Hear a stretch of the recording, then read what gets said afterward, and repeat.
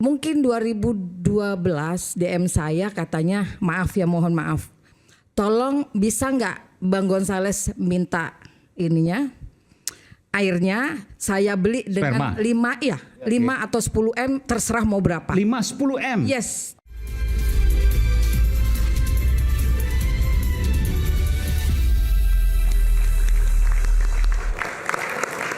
Di sini ada Bung Loko, Christian Gonzales, ada juga sang istri, mantan kekasih ya.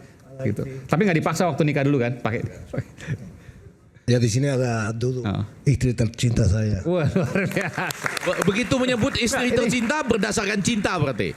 Cinta memang nggak bisa dipaksa. Ya, Manusia kok dipaksa. berdasarkan cinta nih. Bukan zamannya Siti Nurbaya kalau dulu ya. Sama lagunya Bung Ahmad Dhani juga.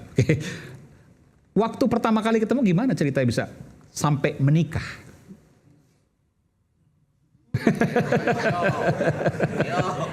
Yang benar, yang jujur ayo. Nah bukan gitu. Dekar ya Allah. Saya istri katanya mau jelas ya. Istri saya mau bicara. Mau jelaskan. Eloko yang ditanya dulu gimana? Anda dulu, nanti saya ke Ya, Pak Eva. Karena saya juga harus hati-hati apa saya bicara ya. Daripada salah dibawa istri saya. Ini suami takut istri nih. Bukan takut tapi hormati istri saya. Mbak Eva, saya pernah mendengar cerita, benar apa enggak ya? Ada yang pernah mend-DM Mbak Eva untuk apa itu? Minta agar dinikahkan lagi dengan atau bersedia jadi sebetulnya, gimana? Something crazy, so big crazy. Kita juga nggak gila dengan harta ya. Jadi saya sama abang itu pure cinta, bukan karena dia akan jadi notarisasi, dia jadi legend, nggak ada. Kami together is not because dia. Mungkin abang waktu itu masih tim nasional di Uruguay dan kita nggak tahu dia itu kualitasnya apa. Jadi saya kawin sama dia bukan karena dia sepak bola, lebih ke romantis aja gitu. Setelah datang Indonesia kan? Ada nanti ceritanya, Oke, ada nanti cerita filmnya, ya. udah ya. Terus ada yang DM. Waktu direct message. gila-gilanya after tim nasional yang gila sangat fenomenal ya 2010. Mungkin 2012 DM saya katanya, maaf ya, mohon maaf. Tolong bisa nggak Bang Gonzales minta ininya, airnya saya beli dengan 5 atau 10 M, terserah mau berapa. 5-10 M? Yes, tawaran itu ada. Terus saya bilang, Anda gila, saya bilang gitu. Dan saya nggak mau lagi, terus saya pura-pura bicara sama suami, mungkin dia matre atau apa. Ada yang minta. Ada sempat sampaikan juga? Iya, terus dia bilang never. Karena benih saya itu cinta. Bukan untuk dijual beli dan untuk sembarang orang. 5-10 M 2012. Dan berapapun, maksudnya. Sempat ditanyakan untuk apa keperluannya, memain bola atau karena apa? Dia sangat mengidolakan suami istri. Ini udah menikah? Suami istri, jadi lakinya suaminya tuh bilang, saya mau membelikan itu untuk istri saya, untuk menjadikan benih legend katanya. Crazy, no? Luar biasa. Nah, udah. Tapi saya yang bilang sama suami, dia yang marah. Lihat tuh aja Eloko Gonzales sampai nggak bisa ngomong apa-apa dia. Betul waktu itu Anda sampaikan itu ke istri? Never. Ya benar. Justru Bang Loko marah. Berarti sangat tidak menghargai gitu. Kenapa ada kata-kata seperti itu? Dia bilang sama saya, loh orang cinta kamu. Terus dia bilang, cinta bukan nggak menghargai seperti itu. Kenapa harus membeli untuk cinta saya dengan saya punya keluarga gitu. Tapi Anda percaya bahwa genetik itu punya peran sekecil apapun untuk pemain bola? Anak-anak Anda 2 ya, laki-laki ya yang main bola? 2. Sebetulnya betul tadi Bang Toel bilang, anak saya juga trauma banget. Karena beban bapaknya pemain luar biasa ya. Itu dari Bang... Sampai sekarang dia gila sekali bola dan sekarang sudah putus asa nggak mau lagi bola dan dia content creator sekarang. Yang ketiga, dua-duanya? No, yang ketiga masih belum putus asa. Dia justru papa aku mau main papa, aku mau main. Karena kemarin sempat waktu bapaknya masih di Arema, dia main di juniornya. Waktu di Kediri main di junior. Jadi dia itu bener-bener tendangannya kayak papanya banget yang nomor 3. Sampai sekarang dia building bodinya banget sepak bola, tapi kita itu nggak tahu harus kemana gitu, karena Gonzales ini tipikal orang tidak mau use the quality karirnya untuk ngangkat anak gitu, jadi dia mau natural aja. Gitu. Yang kedua tadi yang sekarang jadi konten kreator tuh kakaknya ya? Ya kakak yang usia nomor berapa 2. tuh? Itu 20-an, tapi yang sekarang fokus itu 19 karena dia kena corona ya 4 tahun, kita nggak ada bola jadi dia nggak di tim lagi. Gitu. Dan permainan bolanya pasti di atas rata-rata. Si Fernando González, yes, kemarin benar-benar dia sampai meneteskan air mata di mana saya harus, dan bapaknya juga orangnya kan kalau nggak ditawarin nggak ini gitu. Berarti ini kesimpulan sederhana ya. Ada permasalahan psikologis kalau bapaknya adalah bintang sepak bola. Itu terjadi, ya itu pasti. Yang kedua, bahwa tidak bisa dipungkiri anak ketiga ya sekarang 19 tahun permainan bolanya di atas rata-rata. Soal sama atau lebih tinggi atau bahkan mungkin lebih rendah, kita tidak bisa menentukan. Kalau belajar dari Teksnya kemarin kan naturalisasi itu dalam konteks Piala Dunia kan. Makanya saya bilang, saya tadi mengawali pembicaraan dalam konteks. Naturalisasi ini pasti ada tujuan. Dan itu buat saya adalah akselerasi. Bukan sebuah planning yang harus dalam roadmap jangka panjang. Jepang, Piala Dunia pertama 98. Ya. Naturalisasinya kalau nggak salah Guy Ramos, Wagner Lopez, nggak banyak. kiper yang terakhir ya mungkin enggak. No, itu pemain. Oh, pemain. Beberapa pemain memang ada half bloodnya, tapi masih sangat Jepang gitu loh. Lalu dia punya roadmap gitu loh. Jadi makanya saya mau dudukan tadi, karena kita punya mimpi dan ada momentum, lalu kita berusaha sekuat tenaga.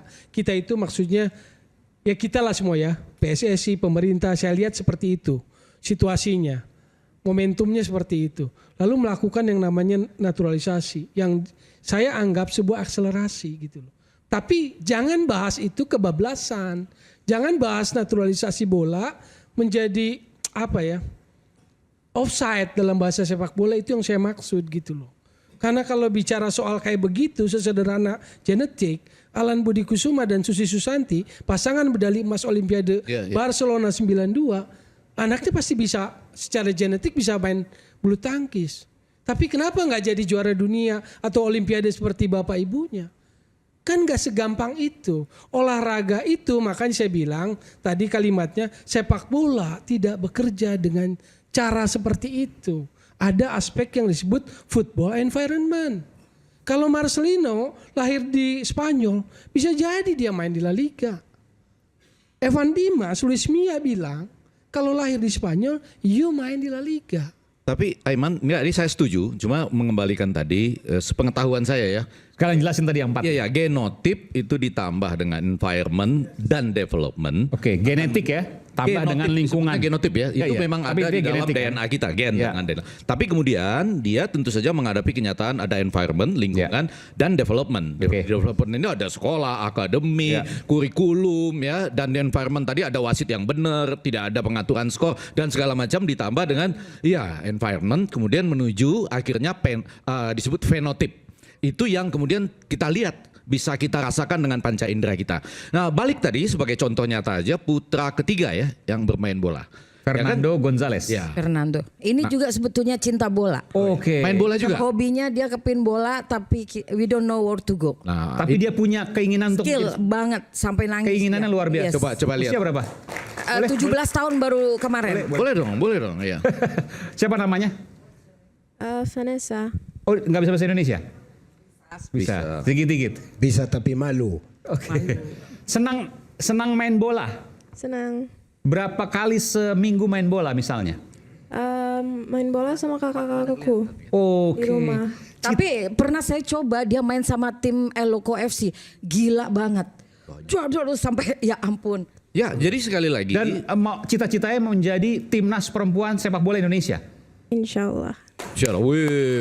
Nah, jadi kalau kita lihat beberapa contoh itu kan tidak langsung bisa dilakukan generalisasi. Keinginan, Misalnya gini, inisiatif, Pele, motivasi. anaknya gimana? Nggak ada kan? Maradona nggak ada. Tapi kalau misalnya kita lihat Cesare Maldini, kemudian anaknya menjadi jauh lebih terkenal. Legend. Paolo Maldini. Kemudian ada lagi di bawahnya Daniel Maldini. Nah, sekarang tergantung kita. Kalau kita lihat anaknya yang lebih besar dari bapaknya, ya Paolo Maldini lebih besar daripada Cesare, misalnya gitu ya. Lalu apakah misalnya Paolo Maldini, misalnya, quote on quote, Iya. didonorkan dalam program, kan begitu kan? Iya. Sempat ada bicara Iya. gitu kan? Kalau perlu dianggarkan ya, dana. Karena itu malah saya tadi dari awal tantang, ini kan ada kisahnya Tak Putra Ketiga kan? Katanya di Indonesia ada pemandu bakat, pemantau, ada di mana mereka gitu. Nah itu ada dikaitkan dengan environment. Development, ya kan? Kurikulum. Nah saya mau sedikit lagi, bahkan tadi muncul pertanyaan hipotesis saya. Yaitu yang mengatakan kalau saja Thiago Messi yang sekarang bermain untuk Inter Miami FC ya kan, kemudian juga Cristiano Ronaldo Junior yang bermain sekarang di Akademi Madrid itu, sekarang di Arab sana itu ya, sudah main 40 kali mencetak 58 gol misalnya. Kalau mereka lahir di Indonesia dengan proses tadi ya, mengambil gennya saja, langsung masuk ke dalam environment dan development di kita, jadi nggak seperti yang sekarang ini? Saya bilang tidak. Towel? Tidak. Ya. Karena football environment itu menjadi Dan penting. developmentnya tidak. Harusnya kalau bicara bola itu isunya. Jadi kalau yang bicara all out, yang kemudian menyebabkan all out itu Environment dan development. environment and developmentnya. Lingkungan dan pengembangannya. Ya, karena Yes. naturalisasi cuma akselerasi Yes. yang tidak dipakai di Jepang. Dalam konteks sebuah perjalanan Roadmap. membangun roadmap dan kebudayaan bola tadi, budaya bola tadi. Ya, jadi kan kalau saya simpulkan apa yang dikatakan oleh Bang Eki tadi, genetik kan ada faktornya juga ya. Ya, ada Anda environment ngomongin dan development. putrinya Iya, Mbak Eva. seperti saya tadi yang sudah disampaikan. Jadi kalau yang saya tangkap dari apa katakan Bung Towel, seolah-olah beliau ini menyampingkan faktor genetik gitu loh. Dengan mengadu data empiris kalau bapaknya jago, anaknya enggak. Nah, memang ini kan ketiga faktor yang sebenarnya tidak bisa kita pisahkan. Faktor genetik itu juga penting. Kita melihat, saya ambil contoh lagi gitu loh. Di Sporting Lisbon dulu, Cristiano Ronaldo, one of the best legend di dunia ini, ada namanya Fabio Paim. Dia di akademi, dia lebih jago dari Ronaldo. Dan Ronaldo akui itu. Tapi di mana dia sekarang? Tidak di mana-mana. Jadi artinya apa? Memang ada tiga faktor. Sebenar seperti yang dikatakan oleh Bung Towel, sepak bola tidak sesederhana itu. Banyak faktor, ya kan? Tapi kita tidak bisa menyampaikan faktor genetik itu ada, gitu. Ada environment, ada development, ada momentum juga, ya kan? Yang mungkin banyak sekali, ya kan? Pesepak bola yang secara bakat bagus, ya kan, maka sering dikatakan ada wonder kid ya. Bagaimana siapa dulu ininya sepupunya Messi, Bojan Kirkic ya, mungkin bisa dikatakan hampir selevel dulu dia dengan Messi pada saat dia masih wonder kid. Tapi nggak nongol juga. Kan faktornya sama seperti yang oleh Bung Towel, tidak sesederhana itu. Tapi apakah kita menyampingkan faktor genetik ini menjadi tidak ada? Ini enggak juga. Jadi saya berhenti di teori bahwa faktor genetik ini adalah salah satu faktor. Besar dan kecil itu bukan masalah. Tapi kalau masalah bagaimana faktor genetik ini bisa dijadikan suatu program dan lain sebagainya, dan itu diadu dengan gagasan Ahmad Dhani, saya no comment juga masalah itu. Ya kan, karena saya tidak punya gimana caranya, saya nggak ngerti. Ya kan, Ahmad Dhani pun mungkin dengan segala keterbatasannya, tapi saya mencoba menyelami pikiran sahabat saya Ahmad Dhani. Kalau dia nggak ngomong kayak gitu, nggak akan ada forum seperti ini, nggak akan ada forum orang yang tahu kalau masalah genetik itu merupakan salah satu faktor.